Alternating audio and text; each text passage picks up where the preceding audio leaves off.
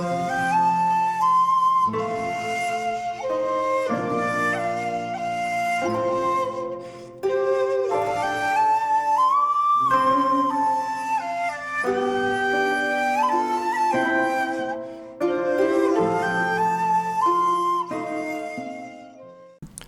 there, this is Solitude Ronan from Solitude Ronan Films, and welcome to part 20.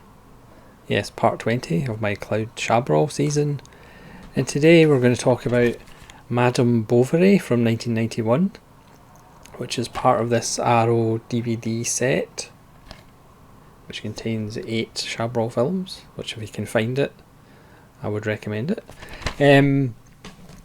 This stars Isabelle Huppert, coming off her wonderful performance in A Story of Women by Chabrol, which was in the previous episode of the series.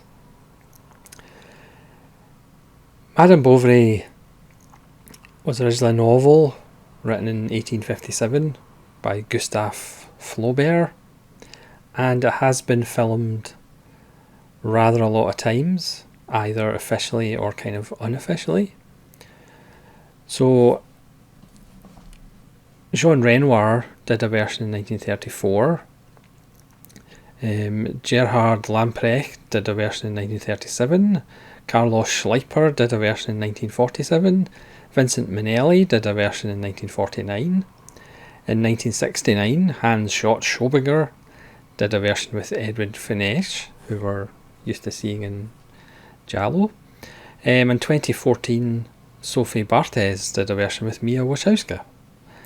There's also been kind of unofficial versions from 1932, Unholy Love, Ryan's Daughter in 1970 by David Lean is a kind of version of it, and Reasons of the Heart in 2011, an Argentine film by Arturo Ripstein. The question is, why is this so popular? Why do people keep making it? I have to say this is probably one of my least favourite Chabrols so far. It's about 2 hours 20 and it's way too long. It does have a great performance by Isabelle Huppert, who loves putting herself through the ringer, as we all know, and she does it so very well. It's a period piece. It's about a woman who is bored by her farm life, so she wants to go up in the world, so she marries a doctor who's a fairly honest and mundane guy, so she dreams of a better life, and once she gets a taste of kind of going to the occasional ball, so she begins to have love affairs and ends up getting in debt and is trapped and ends up dying. Spoiler alert. I'm sure you're familiar with the Madame Bovary story by now. This is a strange film. It perhaps should be a lot better than it actually is. I know at the time, well, reading even some of the comments on the posters and stuff like that, it was highly regarded.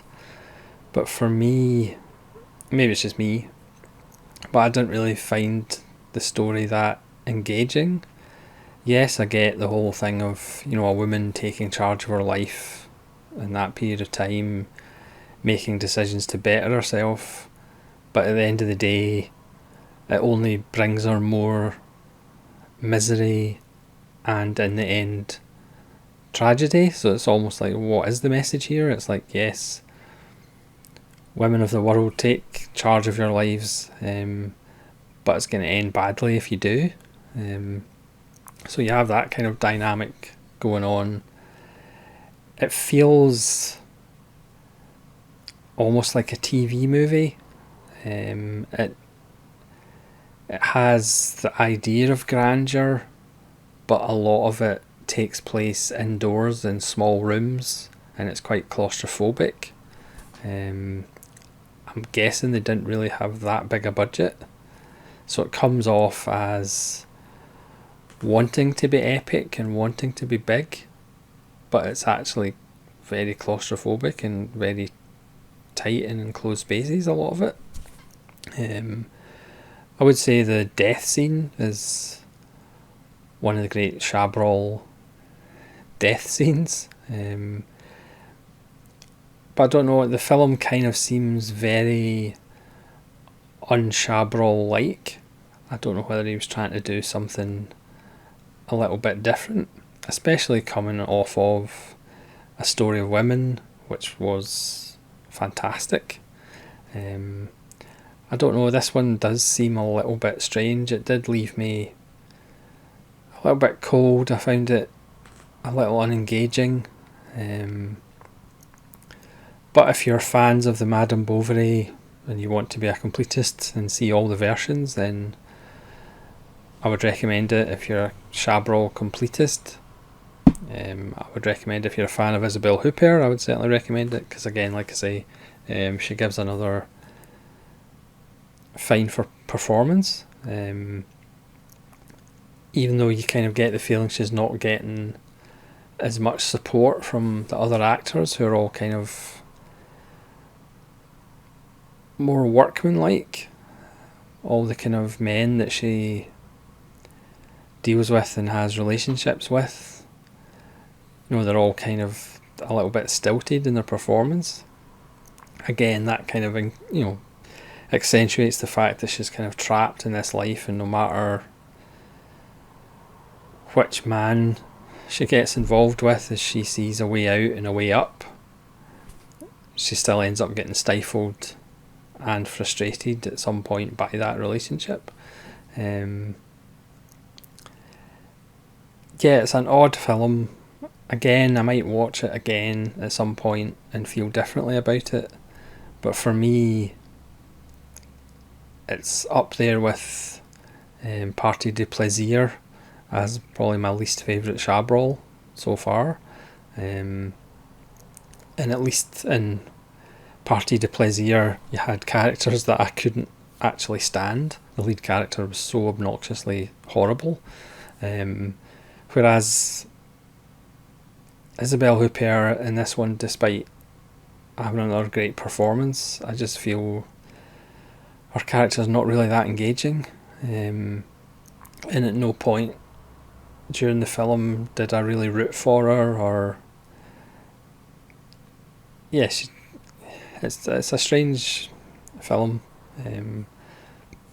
But please do let me know what you think of Madame Bovary from 1991, if you've seen it.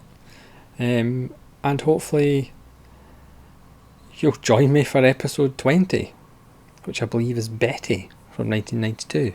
As you can tell, I don't really have that much to say about Madame Bovary.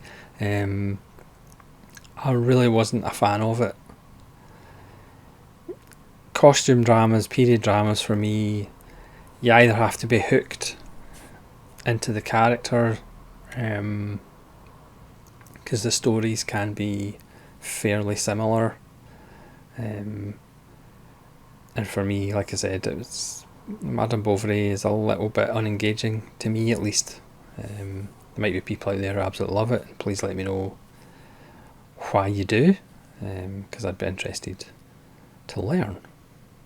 So thanks very much for watching this relatively short episode of Claude Chabrol, and hopefully you will join me for episode 21. This is Solitary Ronin from Solitary Ronin Films, saying farewell.